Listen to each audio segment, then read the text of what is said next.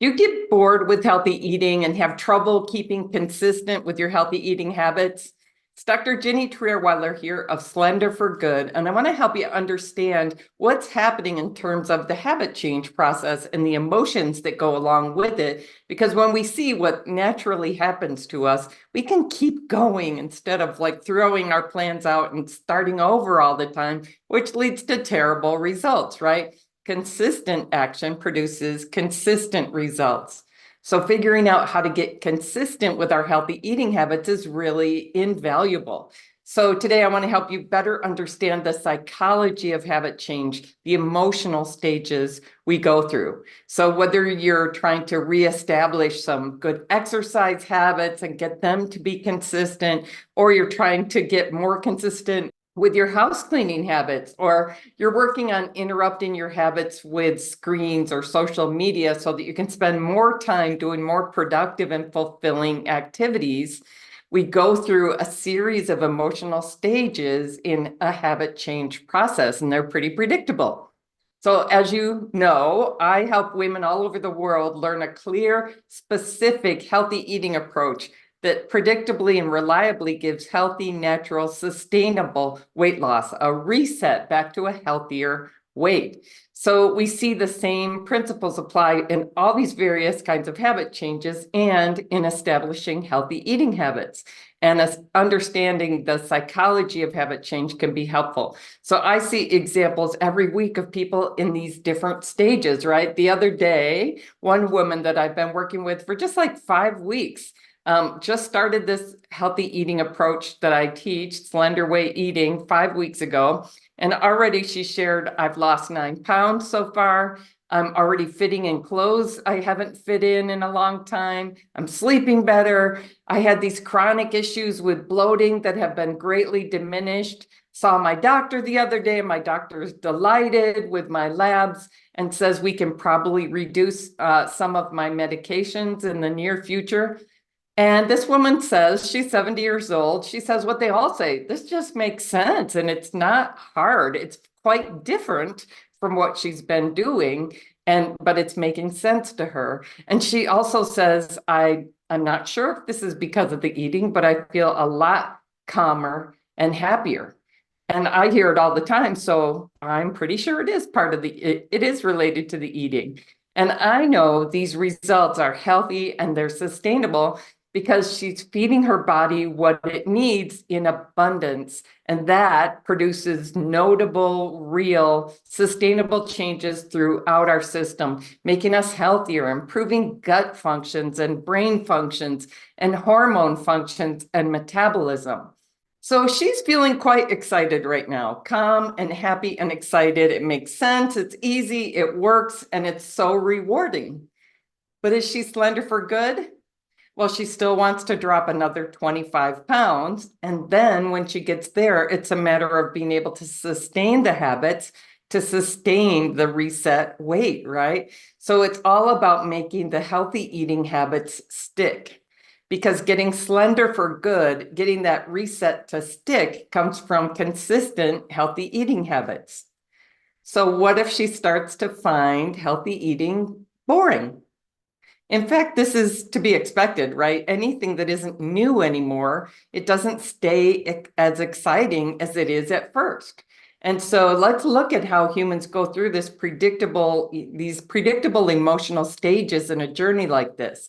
And one of the references that I have here is Kelly and Connor's emotional cycle of change. So they talk about how we start out excited in this uninformed kind of just optimistic stage where, let's say you just signed up for a weight loss program and you can already see yourself showing up everywhere, looking great and slender and being the talk of the town and looking and feeling amazing and getting all kinds of compliments, right? We can feel like as soon as we start, we're there. We can see it even before we start changing anything that we're doing, right?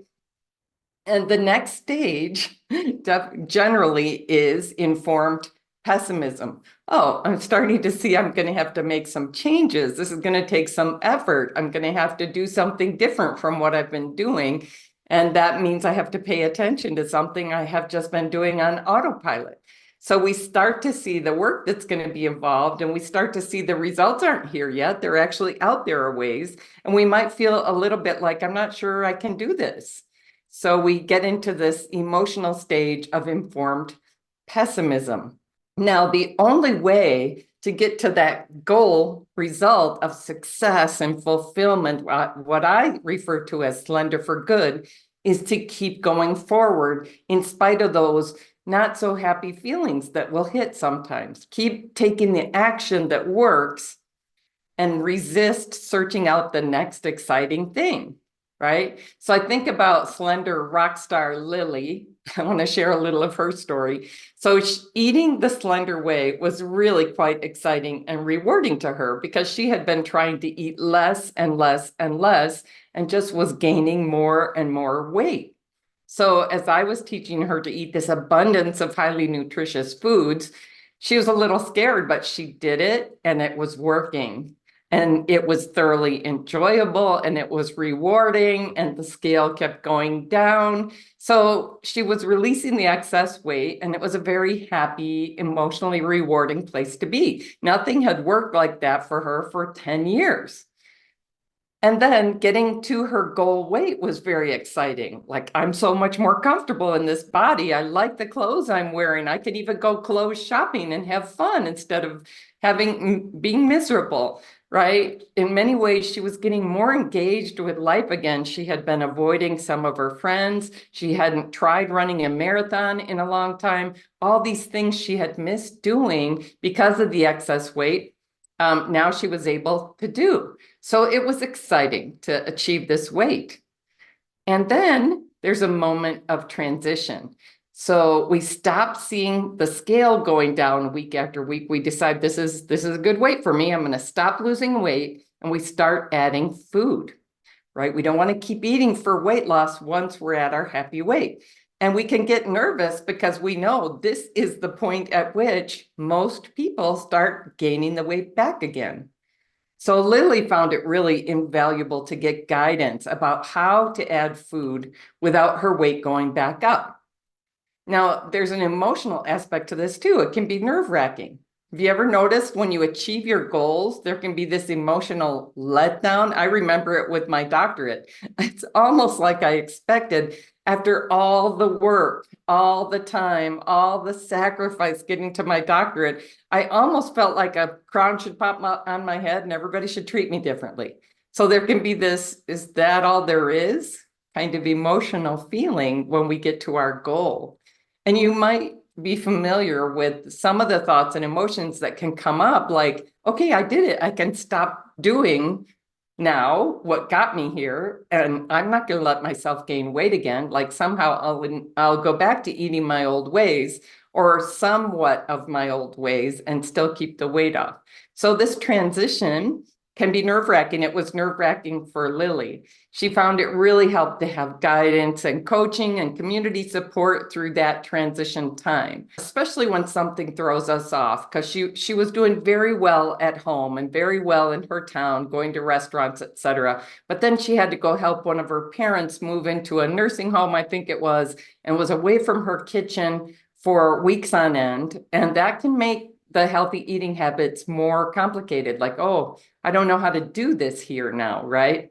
Now, from my perspective, Lily moved through those natural pessimistic feelings very effectively. She learned, okay, this is a challenging moment, but I can figure it out. I know what the principles are. I know how to do these healthy eating habits. Now it's just, how do I do them in this circumstance?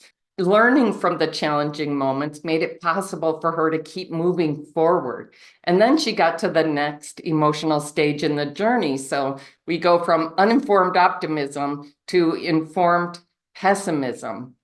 And Lily was able to move toward informed optimism. Okay, I can see what the work is, but I also know I can do it. I can figure things out when they get challenging, right? So we get back to feeling optimistic because we know what it takes and we know how to move through obstacles and challenges. We know how to sustain our healthy eating habits in spite of things coming at us, and we know how to sustain our healthy weight. So to review this emotional cycle of change, because I skipped one stage I want to share, to understand why getting bored with healthy eating concerns us, we go from uninformed optimism, all right, I'm going to lose weight, yippee, this is exciting, to, oh, there's going to be challenges here. I have to change some things. I'm going to have to confront some obstacles. I'm going to have to develop some new skills. So we're in informed pessimism. Now, the next stage is the valley of despair. So let's say Lily goes and has to take care of a family member for a month and cannot figure out how to keep the healthy eating habits going and is just consumed with having to take care of what's going on there and having to eat whatever she can eat. Suddenly her weight is going back up and now she's struggling. It's harder to get back on plan than she thought. And then you can feel this despair. Maybe it's all too hard. Maybe I can't do it. Maybe it's not worth the effort. And this is a stage we go through in terms of the emotional stages of habit change. Now, what humans tend to do in this moment, we feel this emotional dip, this pessimism, even this valley of despair kind of pessimism, and we can feel like giving up. So the trap in this emotional state is we can look back instead of looking forward. We can look back and remember that uninformed optimism and miss that feeling. How can I get that feeling back? I liked that feeling. And we can get into the trap of shiny object syndrome. Have you heard of this one? We talk about it a lot in the world of entrepreneurial kinds of businesses. Ooh, I heard keto is great. I heard intermittent fasting is great. I think that's a great way to go now. Oh, and there's these drugs, these weight loss drugs that seem to be working miracles for my friends. And this search for the latest thing is very encouraged in our current environment. It's a really big trap. So it seems like a great idea to turn around and go back to uninformed optimism, that state that feels good, magical, exciting.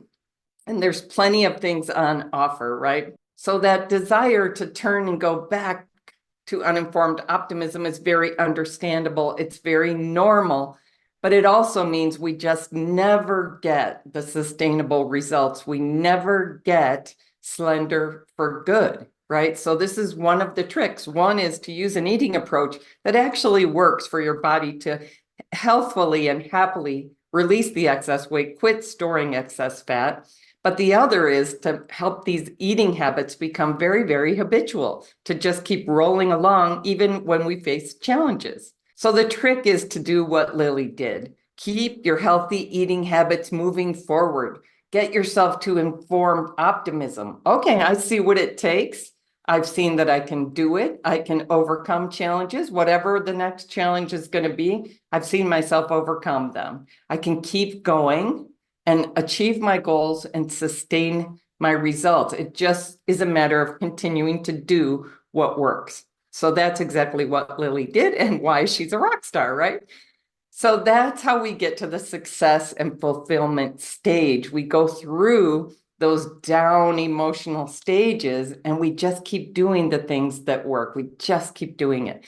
So by continuing along the path, moving through the emotionally difficult points. So the path of getting slender for good requires staying consistent with healthy eating habits that work. So working through challenges that work, getting more and more consistent, that's what produces not only the whole reset in our weight to a healthier point, but making that reset stick. So here's one of my pieces of advice is let's make friends with things getting a little boring sometimes. If we're on our way to life-changing results, we're going to go through boring and even discouraging emotional moments. And there's always going to be somebody trying to sell you the next shiny object. So you really want to resist. Ooh, I think that would be easier because that is turning back. That is starting over, right? Once we decide this makes sense, I'm just going to do it. Moving forward keeps feeling pretty easy. You build certain skills. You're able to do these healthy eating habits day in and day out, and these habits build momentum and it gets easier and easier. So my bottom line advice to you, find a healthy eating approach that makes sense and commit to it. This is my plan. This is what I'm doing for this period of time, no matter what. This is what I'm doing, no matter what, because you're going to have moments where you don't feel like it, right? If possible, find an approach that's proven to work, that works reliably and predictably for people like you. Like for my clients, it's women in their 50s, 60s, 70s. So we really want to quit using approaches that are trying to force our body to release excess weight, because that causes a rebound effect. It just doesn't work well. So find an approach, commit to doing it. If you can, find an approach that's proven to work. Get super clear what it is. Like, I can see exactly when I'm doing it and when I'm not doing it. So you want these habits to just really start to get into a groove, even to get a little bit boring. Decide that boring isn't actually a bad thing. It doesn't mean I should abandon this now and go do the next exciting thing, right? So you get that little irritating feeling of boredom. Use it to drive curiosity and playful experimentation within the boundaries of your plan, right? I can do various things to spice up my experience, and we can do that with our food and drink without getting drawn into things that cause problems, right? That really take us off the healthy eating plan. So one of the ways I think about it is prioritize pleasures, prioritize enjoyment of food and drink that is calmer and slower. This is something I hear from people doing the slender way eating all the time. I just feel calmer and happier and more able to focus and more able to solve problems. And I know that has to do with the gut microbiome. It has to do with all the ways eating this way heals our body. But part of that is that we're prioritizing eating things that are nourishing instead of things that are super exciting, right? So as Lily puts it, this is just how I eat and I love it. And it just keeps working like magic. So can you see how appreciating how habit change works can help get you through the tricky moments of a habit change? Like, when have you experienced that? So in Slender for Good, we're using a proven, effective, healthy eating approach that works predictably and reliably for women over 50. And we take responsibility for eating that way day after day, meal after meal without fail, because that's how we love ourselves. That's how we take care of ourselves, not just for today, but for 10 years from now, 20 years from now, 30 years from now. I still want to be independent and active and doing the fun things and not needing somebody to take care of me. Now, if you know I would benefit from some guidance about what that looks like, I would benefit from some coaching through those difficult moments. I could use some support for healthy eating and getting slender for good. Reach out to me. That's exactly what I'm all about. And I only take people into my program by invitation only after a phone call. In the phone call, you can share your goals, your challenges, and your strengths. And so I can see if I believe what I do will really help you. And I can assess your readiness to make real changes that can change your life. Because the fact that I take people only by invitation only and after evaluating their readiness is one of the reasons my program is so effective, which turns out to be really beneficial for me and really beneficial for my clients, because they're surrounded by people who are getting lots of great and inspiring results. So if you feel like, yeah, I could use that help, I'd love to talk with you. I hope this was helpful.